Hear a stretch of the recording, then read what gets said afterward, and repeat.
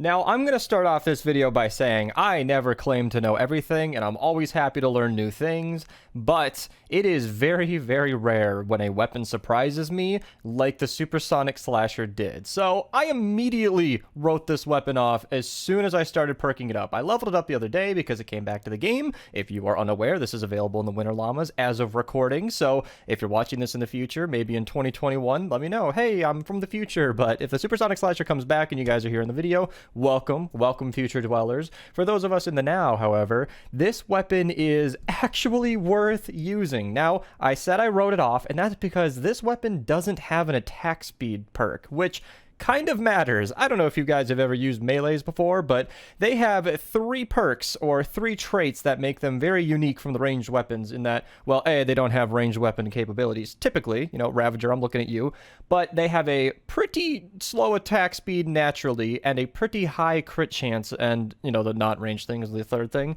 And this weapon has a very high crit chance at base 20%, which is about in line, well, it's exactly in line with the silenced weapons, so the Silent Spectre, the Wraith, the Whisper 45, those style of weapons, and many melees have about a 15 to 30% crit chance. Now, the 30% is essentially exclusively the Argon Axe, but what I'm saying is that 20% crit chance makes this weapon very usable, because without an attack speed perk, you are limited to a 0.8 second attack speed, which is quite low. For those who don't really know the numbers, and maybe I confuse some of you, a fast swing speed for a sword is about 0.4. That's pretty standard for swords. That's why swords are really good. We're talking about an axe, and the reason we rarely talk about axes is because of their very slow swing speed. So the reason we're talking about the Supersonic Slasher might very well come down to the loadout, because as you might have noticed, there was a totally rocking out, rock and riff ability happening in some of that gameplay, and that is thanks to, I don't even know his name, I'm not even lying to you, Dennis Jr. So he is the mythic hero from the Rad set. There are a few heroes that actually come from the Rad set, so if you actually head over to the collection book and go into the event people section, scroll down to the Rad heroes, you get Varsity Hero, Wildcat, Penny, and Quinn. These 4 are all responsible for activating Totally Rockin' Out on their own, but Dennis Jr. stands out for one specific reason, and that's, as you might have already seen, axe eliminations have an 11% chance to activate that ability, which ups your attack speed by 32%, decaying slowly, and your damage by 50%. The damage is kind of nice, but it means that 11% of your eliminations are activating a faster attack speed, and that really does help. It's only 11%, that's essentially 1 in 10, but it does matter, and the fact that we are using Whiteout Fiona helps a lot here too. So I really am talking about the loadout here as, why I was probably so surprised by this weapon, because she's upping your axe crit rating and bringing it to a 55.5% chance to crit. So if we look at the perks that I'm using on this weapon, it might reveal why it's so usable.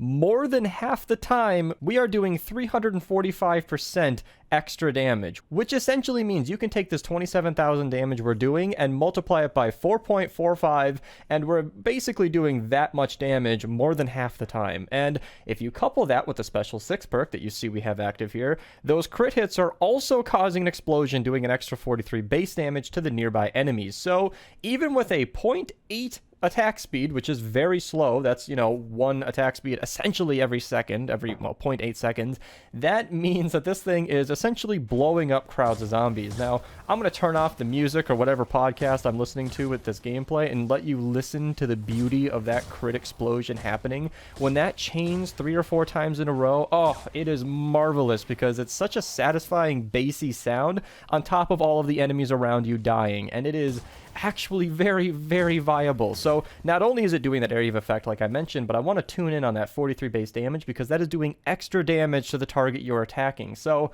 let's get into the perks and talk about why this weapon is doing what it's doing and how it can be better. I rolled these perks essentially base. I mean, I figured, well, if we don't have an attack speed perk here, let's just do the base loadout that you do for every weapon. Let's just give it a crit build and then ask questions later. And I even kept this 5th perk of damage to stun, staggered, frozen, because the description on this weapon mentioned that it had a good mix of damage and impact. And with the 2000 impact, I figured, okay, that's pretty alright. I mean, if you look at the other weapons, the Fury has a really good impact. The Hardware there, you know, in the 3,000s range. So I figured 2,000, that's good enough. I mean, why not? Let's just throw that on. And I did not really think about it much. So that is the one perk that I think could change. Maybe damage to mist monsters and bosses might be a little bit better. But I also want to mention quickly that we are using nature because as of recording in December, we appear to be in a ice storm. So if you go through all the missions, all the 4-player missions, that ice storm modifier is active. So most of your enemies, or at least all of your elemental enemies, are going to be water in most of the missions.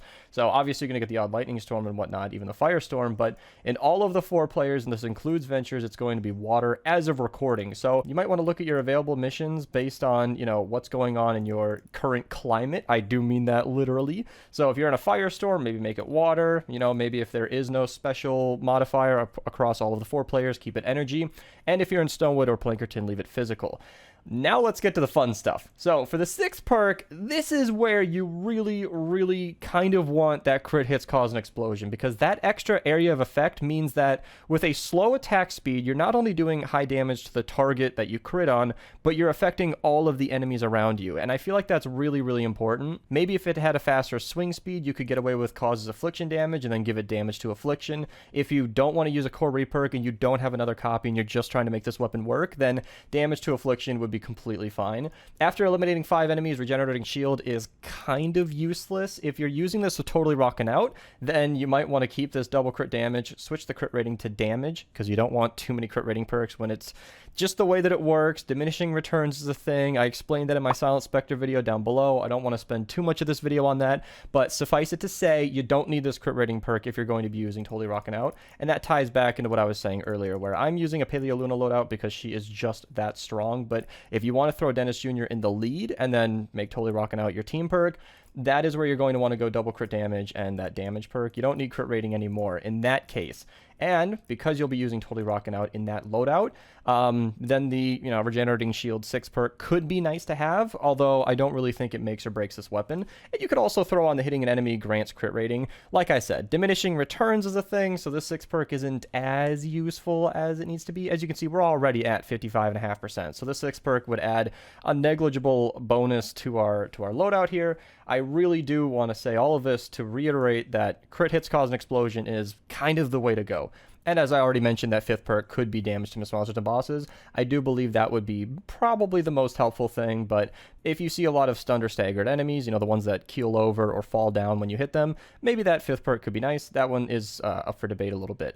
But for the regular perks, I am going to double down on this crit build. Diminishing returns, once again, meaning just a little overview, the second crit rating is going to be a lot less effective than the first one. So this crit rating ups me by, I don't even know, I think it brings you to 48% without my loadout, without Whiteout Fiona active. So that second crit rating would have brought me to like, what's the number off the top of my head? It's not as high, but my point is the second crit rating would give you less chance to crit than the first one. It would be more damage output to do crit damage, or even a damage perk here, because that, you know, second crit rating isn't going to help as much. So honestly, just double crit damage crit rating, I can't really see another way to do it.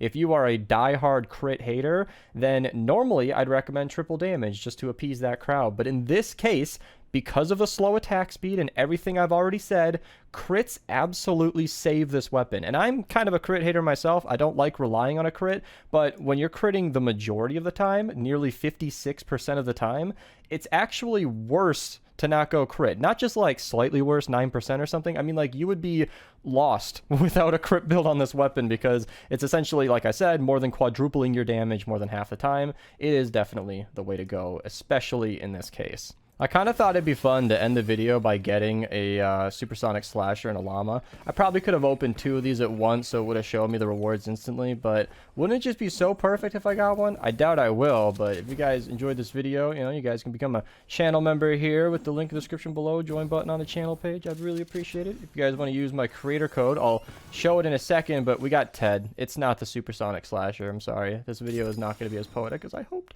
If you guys want to support the channel, for videos, come message to check out. Thank you guys so much for watching. watching. Follow my Twitch, link in the description below. My streams are awesome. I actually tested this weapon live on stream with everybody. We were all equally surprised that this weapon was way better than we thought it would be without an attack speed perk. So that was kind of a special moment. And if you want to be a part of a special moment, you can follow my Twitch in the description below. Thank you guys so much for watching, and have a nice day.